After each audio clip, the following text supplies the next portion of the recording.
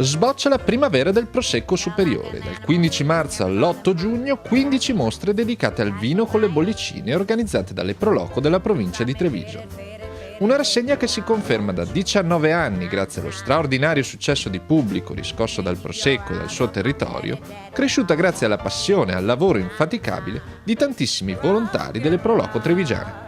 Noi abbiamo un grande accordo con le Proloco, i quali sono indispensabili in questo momento. Le Proloco sono coloro che organizzano questi eventi con poche risorse, dato il momento di crisi, ma fanno grandi eventi. Oltre a 300.000 sono i visitatori del 2013, sicuramente quest'anno il nostro target sarà attorno alle 400.000 presenze, per cui un grande indotto turistico e economico anche per la ristorazione, per il settore dell'accoglienza, e non significa non andare via con un buon ricordo, un'economia importante in un momento difficile per il nostro sistema, soprattutto il manifatturiero. La primavera del Prosecco 2014 ha ufficialmente preso il via la scorsa settimana da Santo Stefano di Valdobbiadene, dove fino al 30 marzo si svolgerà la 45esima mostra Valdobbiadene Cartiz di OCG. Un evento che, oltre ad un ricco programma di serate a tema, propone suggestivi percorsi tra le colline del Prosecco.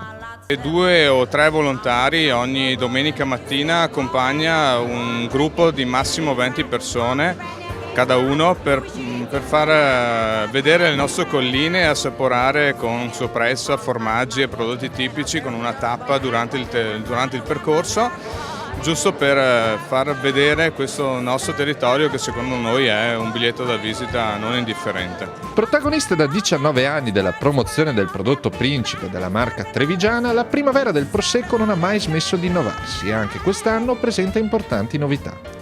Dalla collaborazione con alcuni dei più importanti eventi culturali del territorio e i pacchetti turistici fino al nuovo sito www.primaveradelprosecco.it, sempre più interattivo e aggiornato sulle iniziative della rassegna. Le collaborazioni più importanti sicuramente sono con il Canova, col 500 Inquieto e poi con i concerti dell'Alta Marca.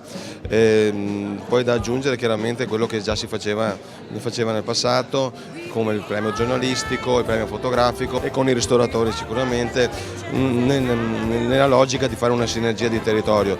Molto importante sicuramente anche il sito internet, che è stato rivisitato, è stato rifatto con una chiave molto più accattivante, molto più spostato sul livello turistico, perché crediamo che Primavera del Prosecco, essendo la manifestazione sicuramente più importante che c'è nel territorio, muovendo circa 350.000 turisti, possa creare veramente un indotto turistico molto importante.